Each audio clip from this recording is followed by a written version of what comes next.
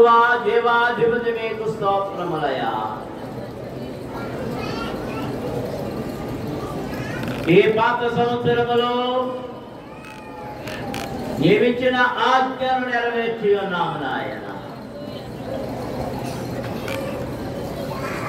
నీ అపోస్తలుల ద్వారా దాన్ని మాకు ప్రకటింపచేసినందుకు మీకు స్తోత్రములు. ఒకరం ఎక్కువ ఒకరము తక్కువ అని కాకుండా అందరము సమానమేందుకు ఒకరి పాదములు ఒకరము ప్రక్షాళన చేయడానికి మీరు ఆజ్ఞ ఇచ్చారు. అలాగే నీ శరీరమనే రొట్టెను తిని నీ రక్తమనే ద్రాక్షారసమున పానము చేయడం ద్వారా నీలోని జీవమును మేము పొందుటకు మార్గము ఏర్పరిచిన దేవా మీకు స్తోత్రములు. నీ జీవము, నీ శక్తి, నీ ఆత్మ మాలోనికి ప్రవహింపచేయండి ప్రభు. మేము క్రొత్త సంవత్సరంలోనికి ప్రవేశించినప్పుడు క్రొత్త ఆత్మతో, క్రొత్త నింపుదలతో, క్రొత్త అభిషేకముతో మేము ప్రవేశించినట్లుగా కృప దయచేయండి. ఇది ఇప్పుడు జరుగుతున్న కార్యక్రమమును దీవించండి. ఈ వాక్యమును ధ్యానము చేయబోతుండగా మీ కృపా కాపుదల దయచేయండి. మాతో మాట్లాడండి ప్రభువా. ఈ సంవత్సరపు చివరిలో ఈ వాక్యమును మాకు బయలుపరచండి. మరలా నూతన సంవత్సరములో ఈ వాక్యము ద్వారా మమ్మల్ని ఆశీర్వదించండి ప్రభు. దయ చూపించండి, నేరుడుతో నింపండి, కృప దయచేయమని, సమస్తమున మేలుకరంగా జరిగించమని యేసు నామమున అడుగుతున్నాము తండ్రి, ఆమేన్. దేవునికి స్తోత్రం. చేతులెత్తి అందరూ దేవునికి స్తోత్రాలు చెల్లించండి. హల్లెలూయా, హల్లెలూయా. అందరూ లేచి నిలబడి ఒక పాట పాడుకుందాం. లేచి నిలబడినప్పుడు కొంచెం ఎదరకు జరగండి.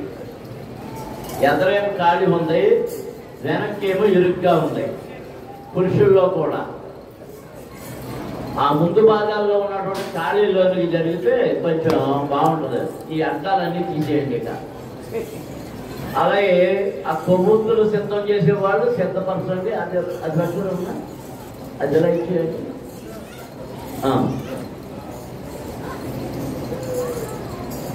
ఇవాళ దీపస్తంభాన్ని ఎప్పుడు నిండే వెలిగించాల్సింది వెలిగించలేదు, మర్చిపోయాం.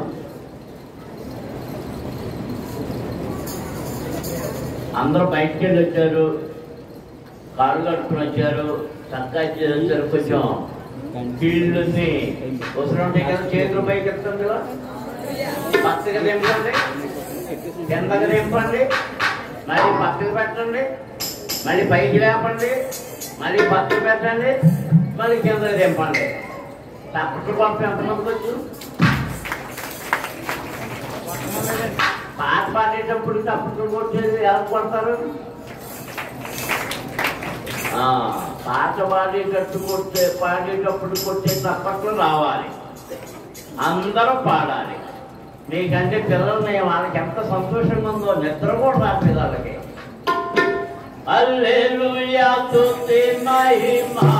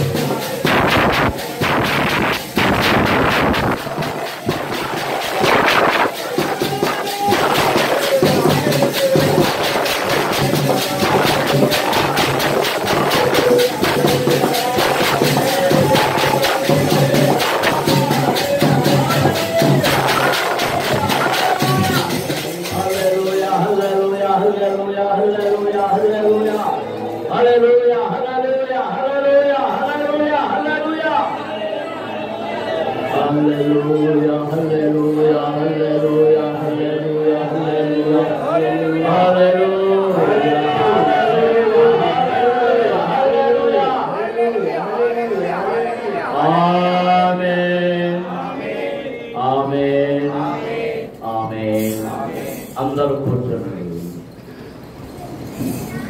ప్రభు మనకిచ్చిన ఈ శ్రేష్ఠ సమయం కొరకై అందరము చేతులెత్తి దేవునికి స్తోత్రములు